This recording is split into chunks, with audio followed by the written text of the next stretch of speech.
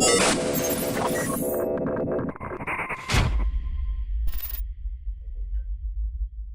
right. Well, I am getting started. Good morning and good evening, good afternoon, wherever you guys are at.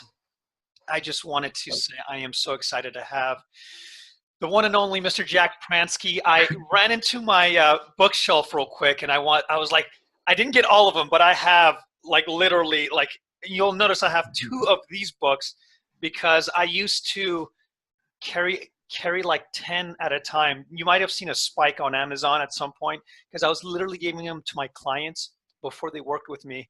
And the reason is because it saved me about 3 or 4 sessions of sharing what the principles are, what kind of effect it can have in your life. And out of all the books, that was probably the most relevant one to give to my clients. So I wanted to thank you for that, first and foremost. Thank And, you. Absolutely. And I want to thank everyone that's here. I will let you have the floor from here because I want to spend the hour to hear what you have to say and take it from there. But before we begin, I do want to start with, for some of you guys that may or may not know, or the people that may watch the recording, how did you get involved with the 3 principles? And yeah, how did you get involved? And how did it, if anything, change your life and obviously where you're at today? If you can start with that. Oh, I've told this story so many times. I'm bored with it. But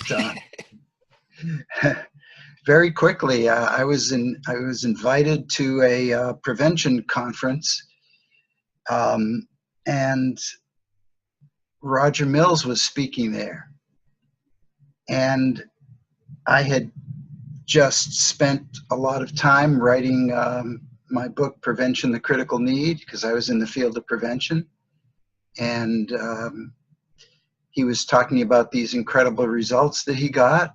And I was suspicious because I had just spent so much time researching what worked in the field and had never heard of him. But he brought with him a couple of the people from the housing project, and when they started talking, it just did something to me. And I would say that I've never looked back, really. I mean, I didn't really know what I was doing at first, but and then like a year and a half later or something, then I ran into Sid Banks, and he blew my mind apart, and the rest is history. That's the short version. That's perfect. I'll take that. And are you okay, Jack, to get right to the questions? Absolutely. Are you? Okay, That's so what I'm here for. Awesome. If you have any questions, you know what, I don't know how tech savvy I am, but if you have a question, Sarah Priestley, maybe you can help me out. I'm going to throw, would you be willing to? Sarah, there you are. I'm going to make you a co-host, if that's okay. Will that work? It's worked. Okay, perfect. Sarah is my go-to, and I was so happy she was here. I'm like, oh, I don't know how to do this that well.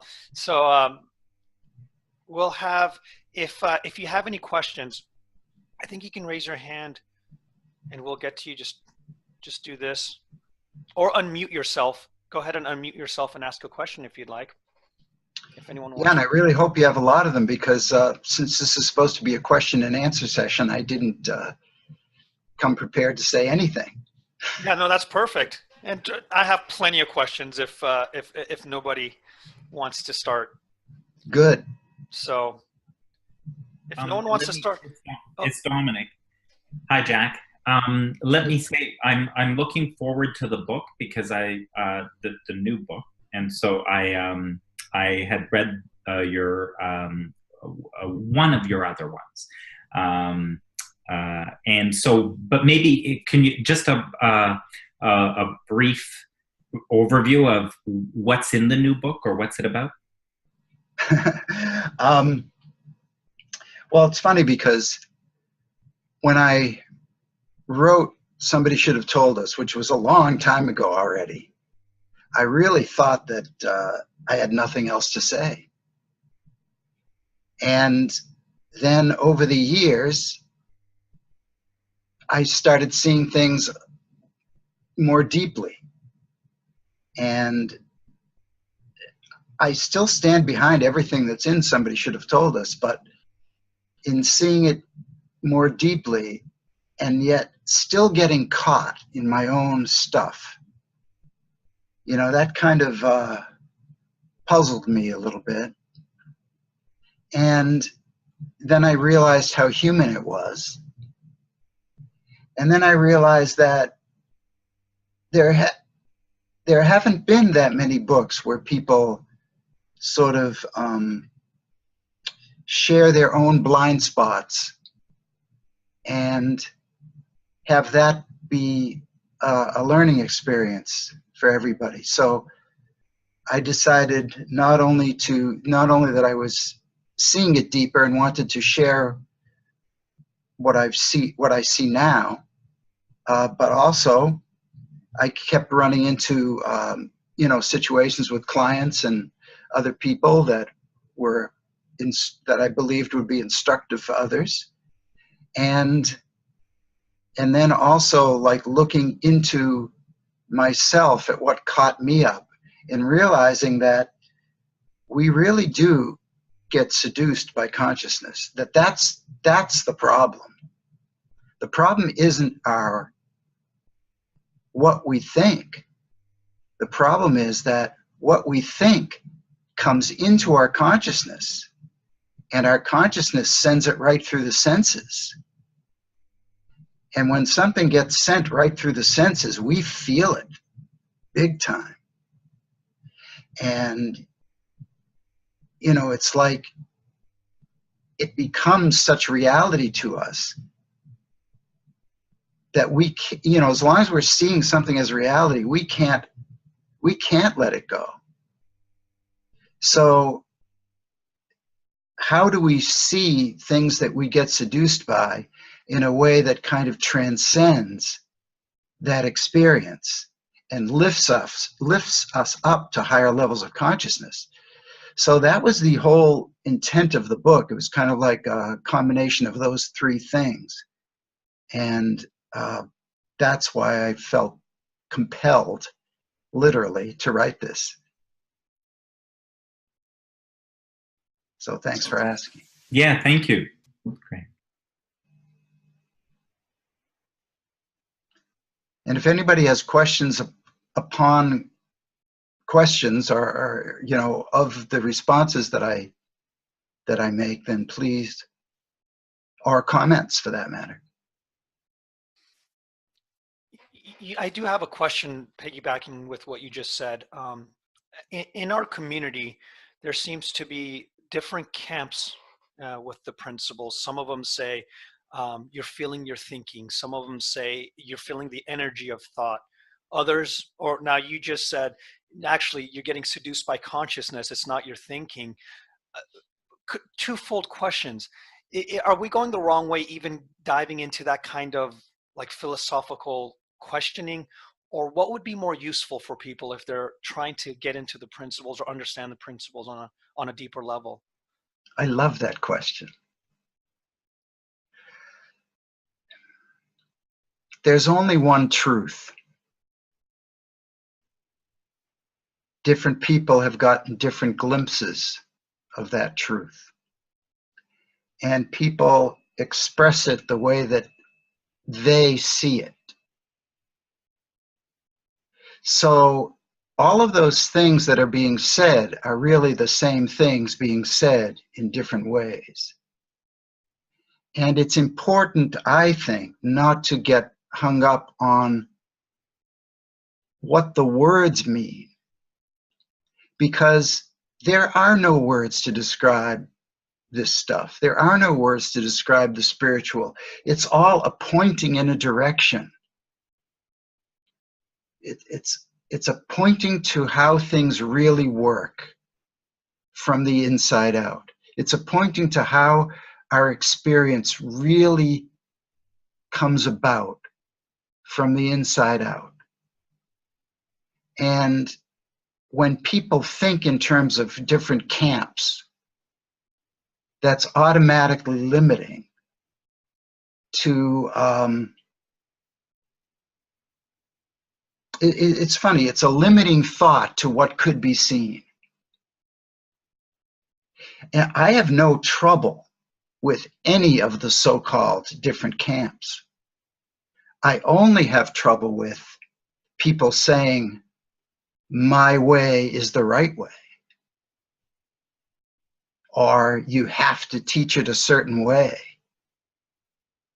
Everybody has to teach the principles the way that they personally see it. What really makes sense to them from deep within themselves. That's the only thing that counts.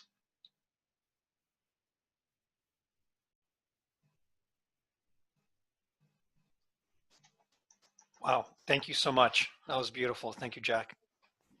You're welcome. Anyone else want to ask Jack any questions? Go ahead. Hi, I'd like to ask something if possible. Okay. Simon here in the UK. Could you describe some of the typical blind spots that people have when they get into the three principles? I'm relatively new to it, and I've done a lot of spiritual stuff, so so it's similar to lots of stuff that I've read, and in a way that makes it harder for me because I'm linking it to other philosophies and spiritualities. But I was just wondering, in your experience, what are the typical, brick walls that people come up against? Well, what you're describing is one of the biggest. Right.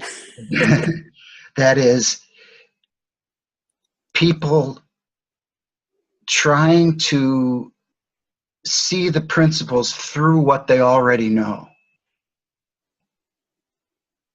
It's like we already know what we know. And when we try to fit something like the principles into what we know, we end up inadvertently only hearing ourselves. And so, and it becomes an intellectual exercise more than just getting the feeling of it very deeply. In fact, everybody on this call, I know you've had experience with the three principles and you've gotten touched in whatever way that you've gotten touched by them. And for this conversation that we're having, the best thing to do is to forget everything that you know and hear fresh.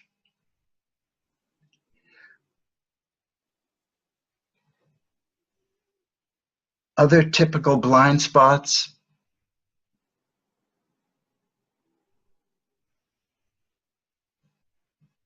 I've seen, and this is just what's coming to my mind off the top of my head, I've seen that people in the principles, a lot of people in the principles, see their colleagues in a different way that they see their clients. And that if people saw their colleagues in the same way that they saw their clients, there would be, for one thing, no camps. And there would be no people taking issue with anybody else's camps. And there would be ego would go out the window, because whenever ego is involved with a client, we are completely off the mark. It's like if we start listening to a client wondering how we're doing, or if we're saying something right, or how is this coming across, we are suddenly focused on ourselves instead of the client, instead of just being an empty vessel through which the deepest listening occurs, with absolutely nothing on our mind, and any thoughts of ourselves are something on our mind. And somehow,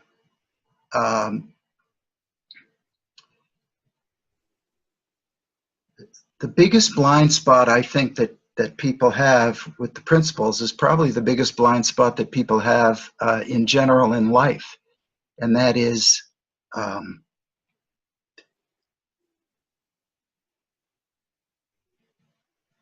allowing ego to take over and rule and call the shots. Yeah, I think for me the biggest block at the moment is, looking around the world and seeing suffering. It's the old, that old chestnut, suffering, and you sort of come up against it, and you kind of feel compelled to think about it in order to sort it out. Well, it depends how we think about it. Now, if we think about it in a way that brings us suffering, not only is it not helping the world, like it doesn't make the world better for us to suffer, but it adds extra suffering onto the world already suffering. Do you know what I mean? Yeah, I do. If we think about it in the sense of what can we actually do to help the world not suffer, that would be a healthy thought about the world suffering. Like on the range of possible levels of consciousness, that's a level up here. The first one was a level way down here. And there are limitless levels. Cat was just about to walk across my face, so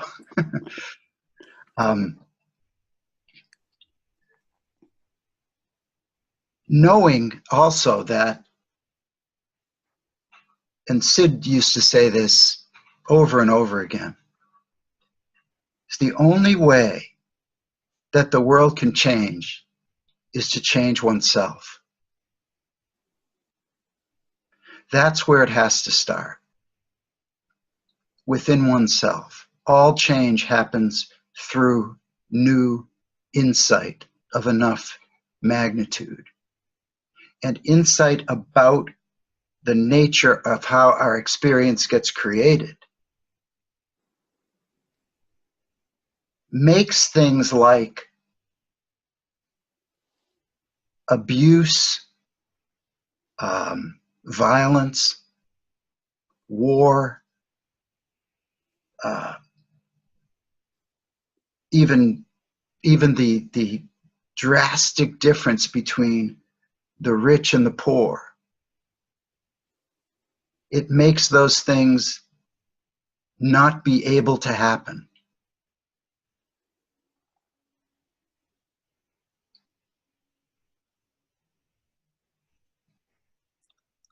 Because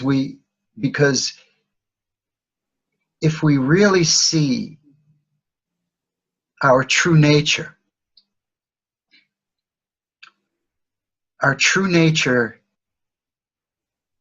it includes love. Like love is, like peace and love are the essence of our true nature. And causing suffering doesn't happen out of love. So if we connect to what our true nature really is and operate from it, whoever is doing that is not able to knowingly hurt other people. It's just impossible. Yeah. And to me, that's automatic hope for humanity, is to know, since that is the nature of who we are, truly,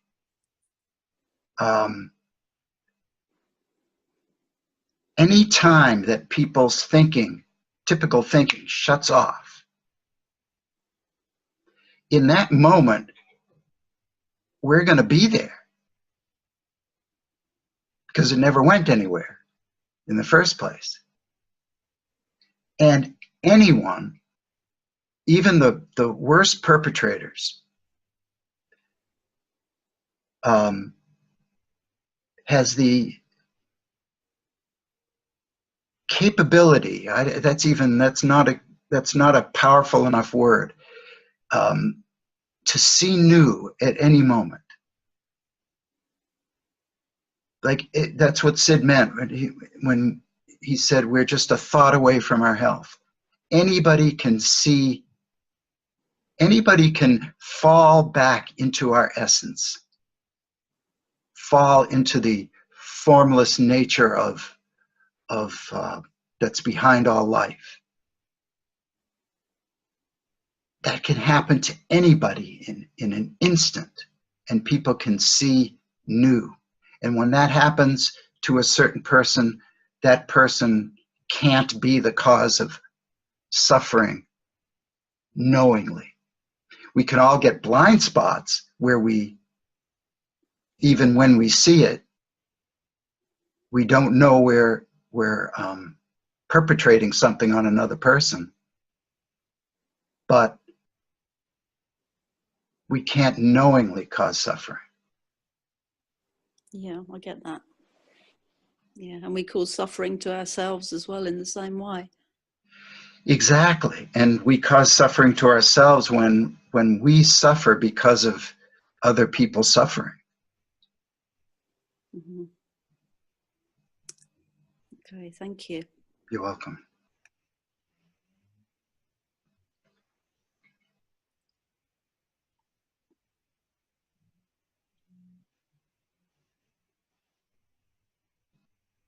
We've got a few questions that come up on the chat, so Okay. it might be worth starting them, going right back to the beginning.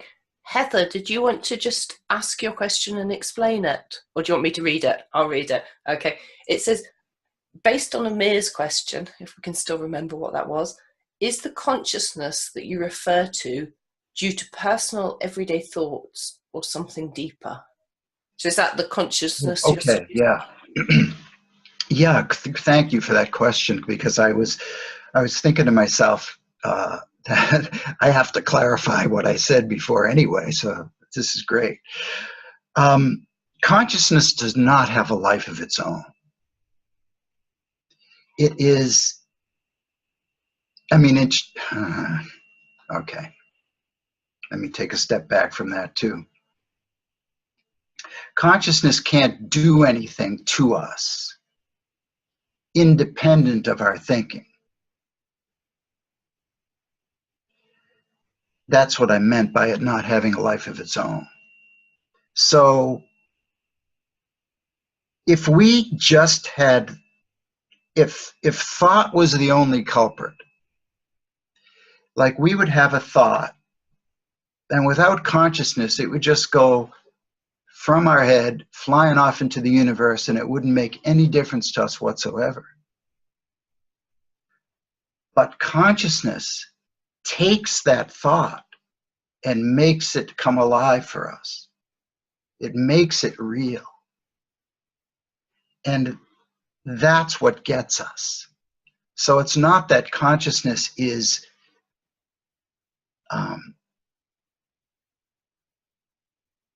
it's not like the thoughts are coming out of consciousness. It's like consciousness is just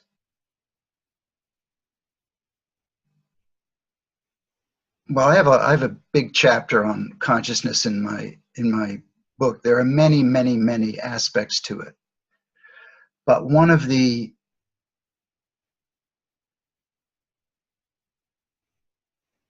consciousness is pure energy.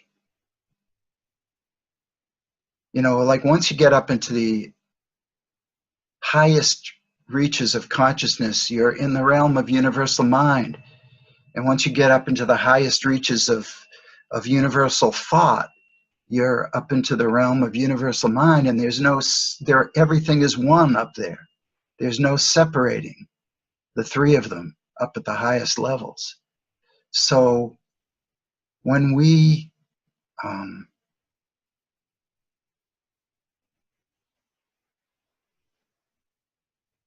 have a thought,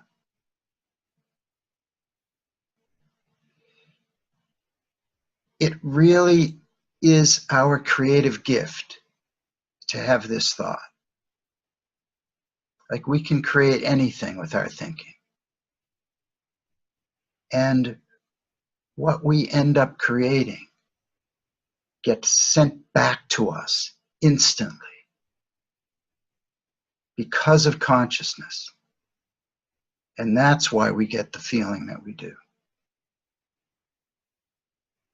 I'm not sure I'm answering your question all the way. And so if anybody has any follow-up question to that, that would be great. There is already one. So the people who have asked questions will come back to you in order, but the follow-up on this one was from Ravi. It says, so consciousness is a necessary evil, Jack, a partner in crime to thought. Evil? Yeah, he's put it in little quotes, a necessary evil. Oh, a necessary evil. So a partner in crime with thought. Well, consciousness is a partner in crime with thought, but it's not.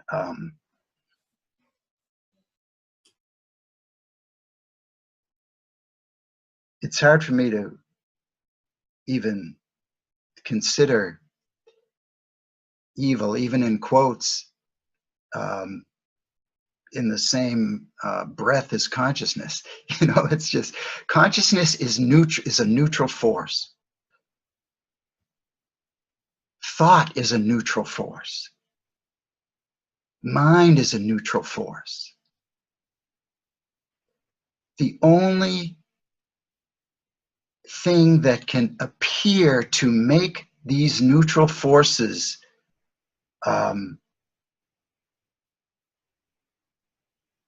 evil or personal or troubling or anything like that is that we use the power of thought inadvertently to come up with thought content that consciousness makes look real, and that's why we get into trouble. It's the only way we can get into trouble. And it's not even trouble.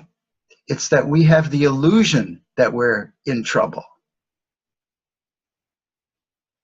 That's what we do all day long, all the time, is create thoughts that consciousness makes look real, that give us the illusion of getting into trouble.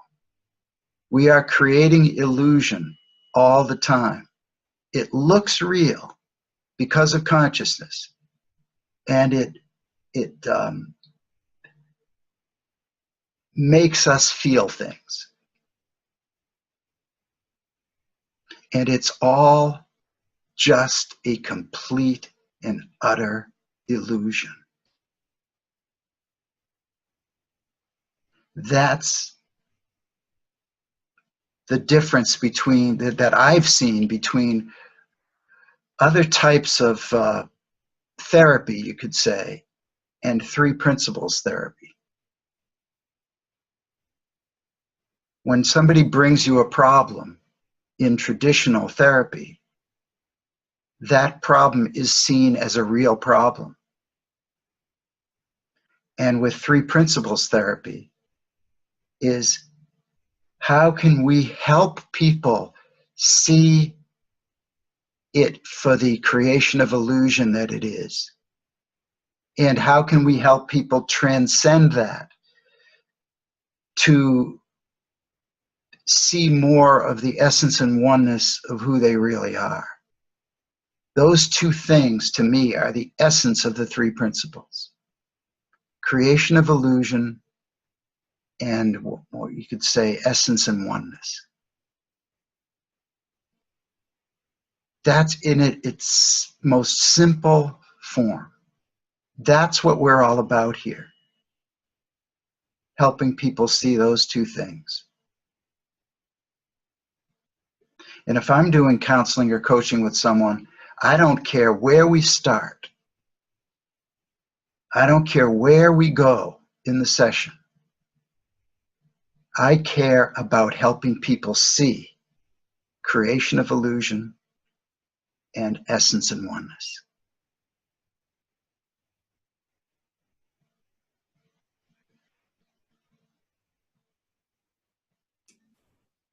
That's fab. I think, Heather, that probably answered your follow-up, didn't it? And Martha, did that answer your follow-up? Or did you still want to? Yeah, I think so. Did anybody have any more questions I don't even know about? I know that you answered them as they typed them. You kind of you rolled through the answers and made the questions I thought irrelevant, so I was just checking in. Did anybody else have any follow-ups on that before we move on to the question? I can see that Martha has asked. Somebody just threw something up on the screen that I saw. I didn't see anything else, but I saw somebody said, "What's essence?" So that's an important thing to address. Should we hit that and go back to the other questions? I would say so, because we were just talking about it. Yeah. So it's a clarification of what we were talking about. To me, essence, when I'm saying essence, I mean our spiritual essence. I mean our pure consciousness, which means consciousness uncontaminated by any thinking. Consciousness before any thought comes into it. Like, what are we? Who are we before any thought? I would say we are the essence of who we are. And that's what I'm pointing to. And we're the essence of who we are, and it's connected to the oneness of all things. So that's what I mean. That's what I mean when I say essence and oneness. You know, it's a very interesting question to ask ourselves, is that who we are before thought.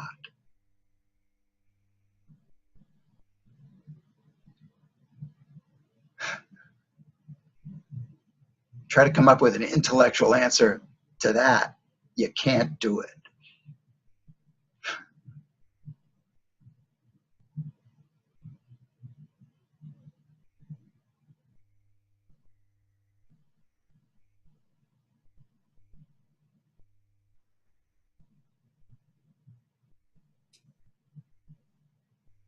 That's cool.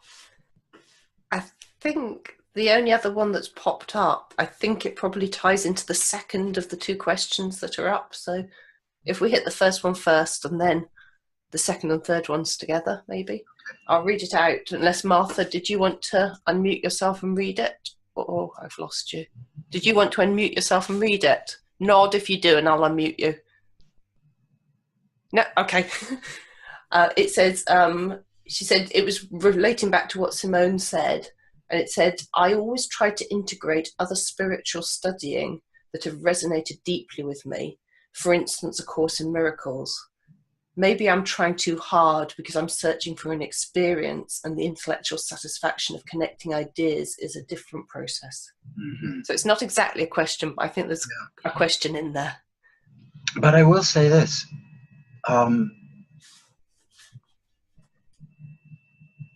Like, for example, the Course in Miracles. If you took the entire big, monstrous Course in Miracles and you put it in a big cauldron and you boiled it down and boiled it down and boiled it down and boiled it down to its essence, you'd get the three principles. And I would say that the same thing is true about other spiritual practices or other spiritual philosophies. Like, you might not get all the three principles with certain spiritual philosophies or practices. You might get some of the principles. But if we were to take all spiritual practices and philosophies, we would see the three principles in them, because the three principles are the essence of everything that's being talked about by the great spiritual thinkers. Now, I personally think that there's a, I was going to say danger, but I don't know how much of a danger it is, but in terms of our own understanding, I think there's a, well, since I can't come up with another word, I'll use danger, but there's a danger in going to other spiritual philosophies and teachings and practices as a way to explain the three principles. Because I think then things get very complicated very quickly. The three principles are meant to be seen as the simplicity that they are.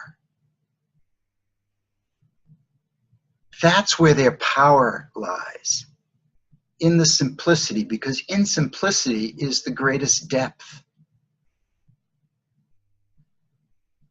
And in my book, I actually address some of this, because I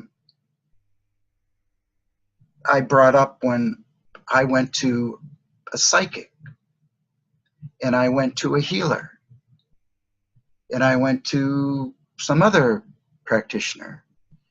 And the question is, what am I, Jack Pransky, who allegedly knows something about the principles, going to see these other people? Well, to me, everything is the three principles. And there isn't anything that I can get from a psychic or a healer or any kind of practitioner that isn't going to come from within me. Like, they could say things, they could say the exact same thing to 100 people, and it might only affect me. It's always coming from me, from within me. There is nothing from out there that I'm going to pin myself on. Even if we make the three principles a thing, there's nothing about the thing of the three principles that is going to affect us. It's always going to be from within ourselves. So whatever anybody comes up with, whatever any other practitioner comes up with, I know that it's going to be something within the realm of the three principles, because I have yet to see an exception. I've been involved with the three principles for almost 25 years, and I have yet to see an exception to the three principles. And people have tried to come up with them. And they've told me what they see as an exception, and none of them hold any water whatsoever. So to me, everything is the three principles in action. Everything. All other spiritual philosophies, three principles in action, or one or two of them in action. One of the things that Sid Banks brought to the world, besides the simplicity of it, was he showed how these three aspects of our experience work together to create experience. Look, we would have no experience without them, without the interaction of them together. You hear a lot of spiritual philosophies talk within the realm of universal mind. You hear a lot of spiritual philosophies talk about consciousness. And you hear people like physicist David Bohm talk about thought. But to put the three of them together, like this is how it works, that's the breakthrough. That's why Sid calls it the missing link. That's the missing link. Okay, I just talked too much. No, that was beautiful. I think you managed to cover off Rafi's follow-up question as well. There's one more follow-up. I think Rafi, Jack kind of covered off is this a catch-22 situation where you're bound to see the principles and everything? I think as he went on, he clarified that. So Troy just followed it up with, do you want to ask this, Troy? I can't see it at the moment. Or do you want me to read it? I can read it. Brilliant. The three principles are more of a descriptor of our experience. And I know it's not a how-to, but I'm just curious, Jack, is there a place you put your thinking in a default kind of way when you're, I don't know, not when it's just not the thoughts coming into your mind? Is there a place is there something you think about? Is it our essence, or I guess I'm asking a how-to question, but well, first of all, it's important to really see the three principles in the way you started to describe it. And then you kind of got off of that. But the three principles are merely a description of how our experience of life is created, moment to moment. That's all it is. When people go beyond that and try to make it a how-to thing, it loses its power. And I mean, I can't even count the times that people have asked me, well, that's all well and good, but how do you do it? There really is nothing to do. There's just seeing, and there's seeing deeper. And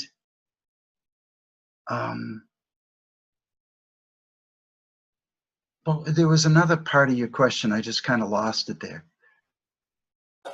I think I just asked about, you were talking about essence before, and I know what it was. You said, thank you.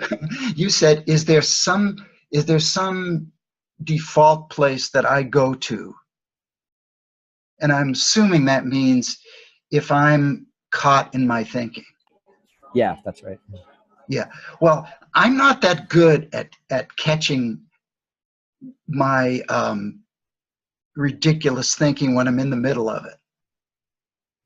Like some people are really good at that. And they can say, oh, I'm in a bad feeling right now. Therefore, my thinking must be off. And therefore, they don't take anything seriously from that point on. That's great if they can do it. I'm not that good at doing that. So I have trouble catching myself that way. But I catch it afterwards. I see how I went down the tubes, and if I was in my right mind, so to speak, I wouldn't have. And then I see it for the illusion that it is. But that's after the fact. But I'm happy with that. I mean, it'd be nice if I could catch it a little sooner, but I'm not catching it a little sooner, so I'm not going to beat myself up about it. I just know something more the next time. But the other answer to your question is the culprit is reality. The culprit is that we see reality when it's really just an illusion. So where I would like to go, if I have my wits about me, is calling my reality into question. And this is what I attempt to do when I'm sitting with someone in a counseling or coaching session is I'm attempting to help them call their reality into question. Like, is this really true? Is what I'm thinking about this really true? And it kind of, if I'm able to ask myself that, it kind of catches me up short, because there's no intellectual answer to that. You know, you can't try to kid yourself out of that one. Although the ego will try. You know, the ego, because the ego gets separate from, because the ego has the illusion that it's separate from the formless energy of life. Once it believes that it's separate, it tries to protect itself at all costs. It will come up with anything to try to protect itself. And I think that all fear, or most fear, comes out of the ego trying to protect itself. And can we see that for the illusion that it is? Can we call that into question? Can we even call our whole entire ego into question in terms of reality? I mean, that's when we start going really deep.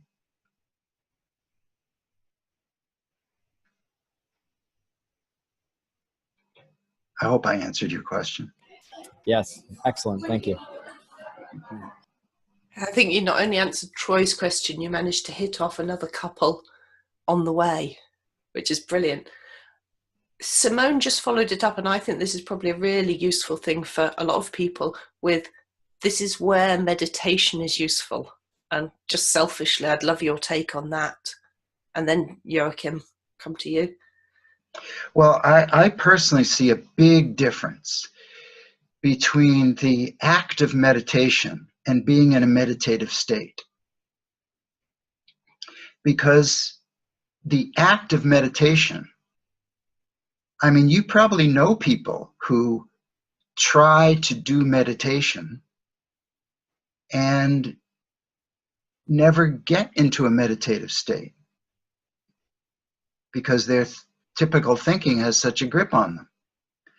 And you have people that are not trying to meditate who sometimes just drop into a meditative state.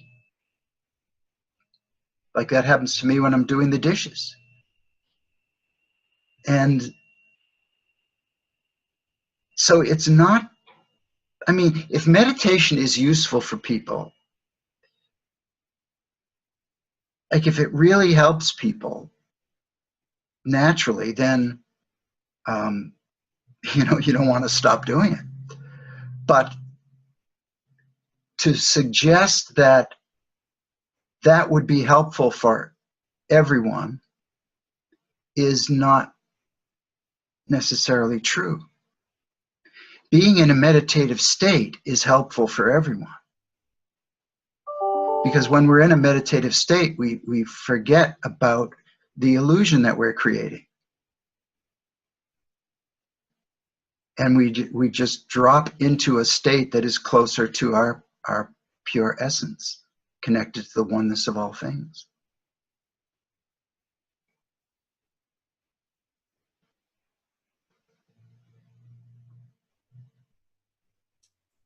Thank you. Dominic, you'd put your hand up. Was that a follow-up? It's maybe a different question, but based on something Jack had said earlier. When you talked about when you look at anything, any spirituality or anything else, you'll find the principles at the bottom of it, or whatever. And when you get down into it, it's all the principles. I guess the confusion for me is, but the principles, like even saying that there are three principles right away is a description, because there are not three. That's made up in thought anyway. Like it's only thought that can separate. So there is one thing, all thing, and then the moment we say there's three, we've already now left. We've sort of left essence, and we're now in description. And to me, part of, I guess, the attraction of the principles was I'd had this experience early on of really seeing something. I was in my 20s, and for quite a while, wisdom told me, not, it's almost like, don't try and speak about it, because people would just think you're nuts anyway. and so it was more of, you know, a knowing or a seeing, but not really trying to convince anybody or explain it to anybody. Part of when I came across the principles, the attraction for me was, oh, I love the way this is articulated, because, I mean, this isn't it, but it is a beautiful way to describe it. And so I love that. But so anyway, I just wanted to, I guess, get your comment about that, because you said, you know, when you go to the bottom of everything, the principles are there. But I guess for me, the principles are still only a description of something. Well, what you're saying is absolutely true. Sid Banks always said, what I'm saying is not truth. I am pointing to truth.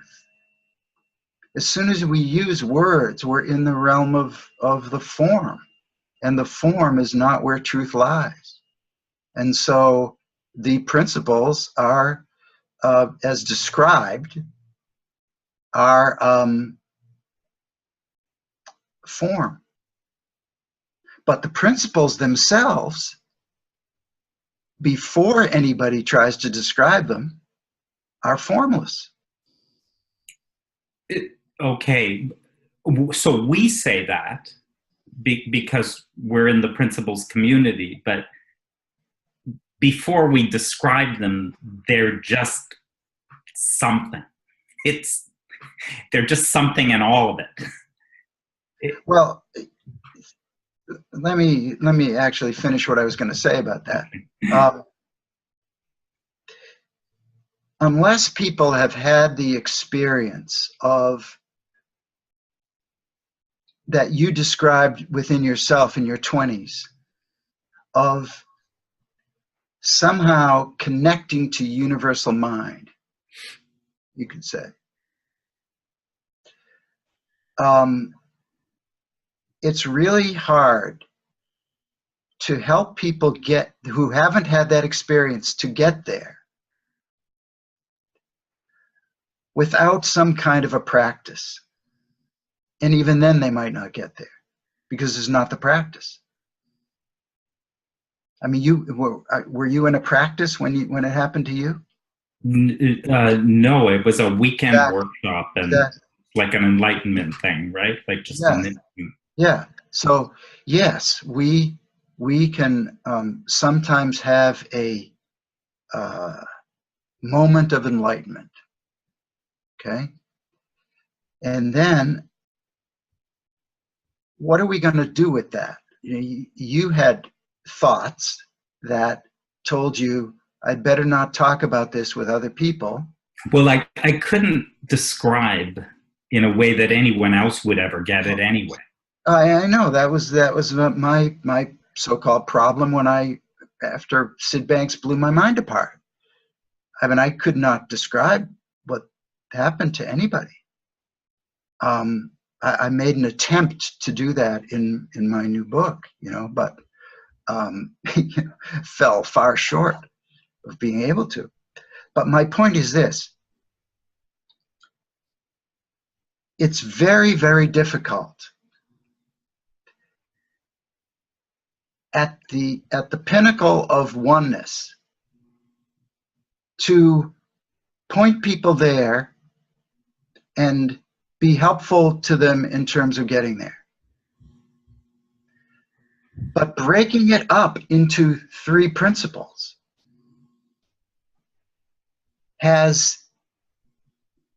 in my experience, a very, very, very helpful effect on people getting there. That understanding of how the three work together as one, what you're saying is absolutely true. They are one. But seeing them as one, in my experience, is not that helpful for people until they actually have the experience of the three principles and how they work to create one's own experience. And then one has the luxury, so to speak, of seeing them as one. Well, that makes complete sense, because what I started with was saying what I loved about the principles was it seemed to articulate something. Yes. Which I was unable to, right? Yeah. So I was unable to. So, I mean, what you're saying, it sort of takes back right from the beginning of what I said. And that was the appeal of the principles to me, was that it seemed to say it and be able to speak about it in a particular way. So. Great. And before, even, you hear these great spiritual teachers talk about oneness, very, very eloquently. And yet the percentage of people who have their own enlightenment experience as a result of listening to them, I would say the percentage is much, much lower than people who see the understanding through the three principles. Great, thanks. Yeah, okay, great. Thank you. I think actually, whilst we've made poor Joachim wait for half an hour, his question has now turned into a beautiful follow-up. So Joachim, do you want me to unmute you? And you can ask it yourself. There you go. Yeah, hi Jack. Yeah, it's just tying in beautifully now. My question is about how do you create an inside-friendly space? Initially, I was thinking about workshops and working with clients, but also for yourself in everyday life. And it's funny you mentioned doing dishes earlier. That's one of those for me, as opposed to meditation. Did you say an insight-friendly place? Is that what an insight-friendly space, basically where people, yeah, I said place, but I meant space. So where people, you just create that space where people are, I'm not saying more likely to have insights, but. Well, I think I think people are more likely to have insights in a certain kind of space. Because a certain kind of space, and I'll try to talk about what I see that space being in a moment, but a certain kind of space allows the grip that people have, the thinking that has a grip on them when they walk in the door, for that to be loosened, broken up. So there is a certain kind of space that, in my experience,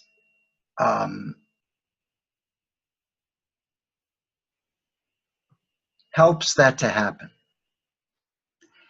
And I think the best way to describe it is love. If we, like, let's say we're leading a group as a teacher of the three principles, or as a facilitator of the three principles, however you want to think about it. If we enter that room with love,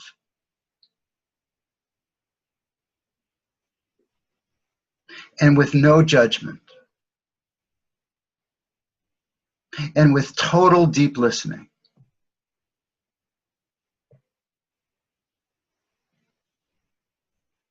and with seeing everyone as equals, including myself, that everybody knows this stuff equally anyway. It's just that to varying degrees, I want to clarify that. Everyone knows this stuff equally because it is our essence. It is the essence of who we are as human beings. That's why we all know it with a capital KN equally. And I just lost my train of thought. Say something that will help me get it back. Oh, you know what? Jan, are you there? I can't see you at the moment. Jan, would you, because Jan was in one of my sessions. I wonder if you, Jan, are you willing to describe what you experienced from just being in that environment? Well, I'll try. I mean, it's hard to put it in words, but it brings out peace and love from inside you that that normally is hidden away behind lots of thought, lots of doubt, lots of fear, lots of noise. Somehow you just become pared down to the bit that's really you inside, that most of the time you can't bring out or you can't get to, and everybody, it happens to everybody in the group, and so instead of chatter and fear and all this stuff that we do, suddenly everybody, everyone loves each other and themselves and everything. I mean, it just sounds so silly, but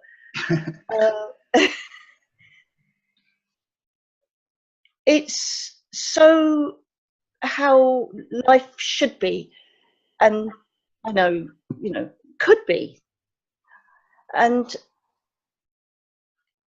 you hate to leave it behind, but it's really hard to understand why we can't do it normally otherwise outside, but well, that's because we have other thinking, Jan.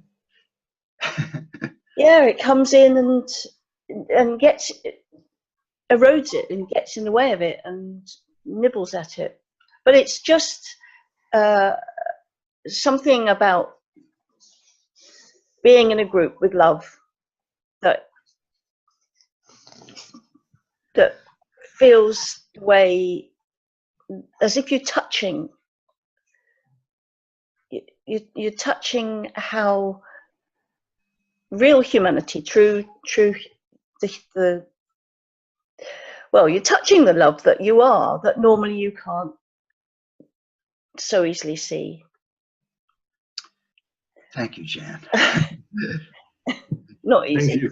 You've both described it wonderfully. I mean, I was at a workshop recently, and just to add to that, I also felt this and this oneness for certain moments, and it was just amazing. And just thanks for how you just both described it. That was beautiful.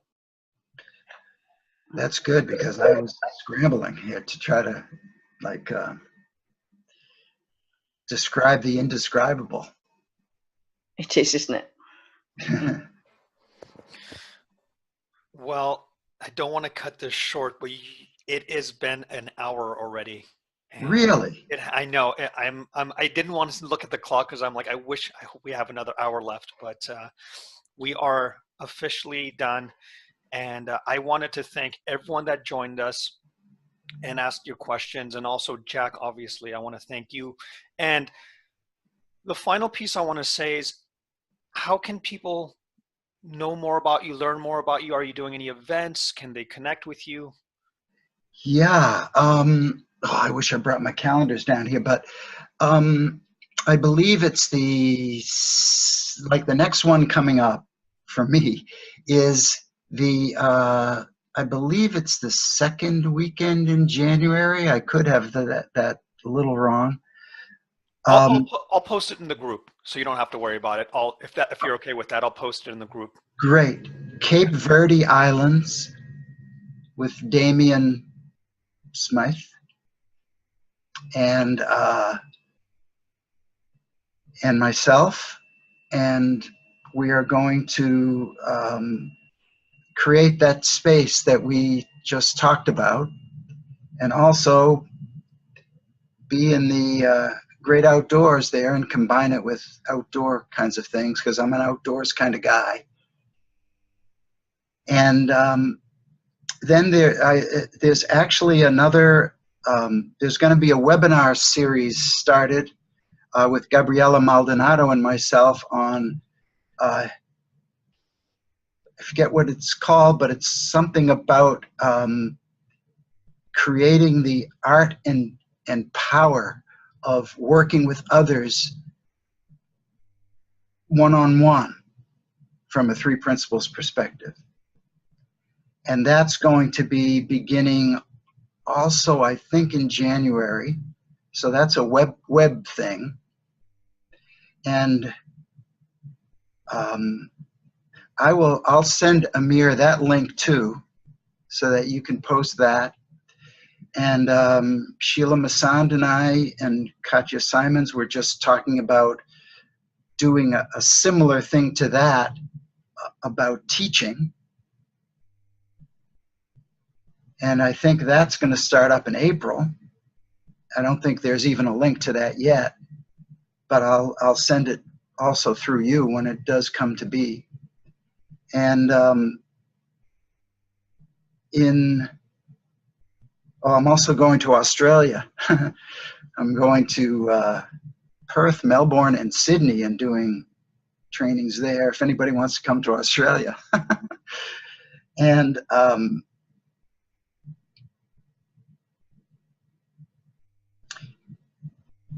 where Gabriela Maldonado and I are doing a follow-up to working with people one-on-one in person in Spain. So I might have forgotten something, but I'll get these things to you and you can send them out. Thank you. That's perfect. And a quick story, Gabriela actually worked with my employees, her and Elise Coit, who I've become good friends with. She is incredible, not only just as a principles practitioner, just an incredible human being. Her energy is ecstatic, and I can't wait to see what you guys are up to. So I'm really excited. And thank you again. I cannot express how grateful I am. This was incredible for me, and I've seen a lot of chats saying that they've had an amazing time. So if you guys can give Jack just love, like virtually, however you can, give love to all love, of you. hugs. And thank you again. This will be recorded, and obviously has been recorded. It'll be on my Facebook group. If you have any more questions, or if you need to connect with Jack, I'll send you all the information that he was discussing. So thank you again. And thank you, Amir. I really appreciate it. You're very welcome. Have a wonderful weekend, everyone. Okay. Bye-bye. Bye.